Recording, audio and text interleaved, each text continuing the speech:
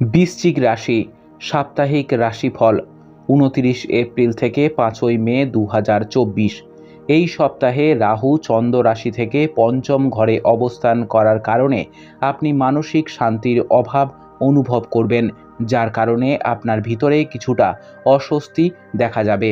এমতো অবস্থায় মানসিক প্রশান্তি লাভের জন্য নিজেকে আরও বেশি কষ্ট না দিয়ে ধর্মীয় কর্মকাণ্ডে সক্রিয় অংশগ্রহণ করুন এবং যথাসম্ভব আপনার ভক্তি অনুযায়ী দাতব্য কাজে অংশগ্রহণ করুন, কারণ এতে শুধুমাত্র সমাজে আপনার মর্যাদাই বাড়বে না, আপনি মানসিক চাপ থেকেও নিজেকে অনেকাংশে দূরে রাখতে সক্ষম হবেন।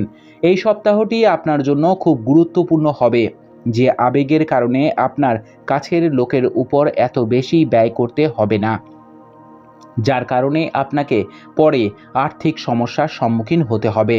অতএব এই সপ্তাহে আপনার ক্ষুদ্রতম ব্যয়গুলি শুধুমাত্র সঠিক বাজেট অনুসরণ করে ব্যয় করা আপনার পক্ষে ভালো হবে, কারণ শুধুমাত্র এর মাধ্যমেই আপনি অনেকাংশে আপনার টাকা বাঁচাতে পারবেন।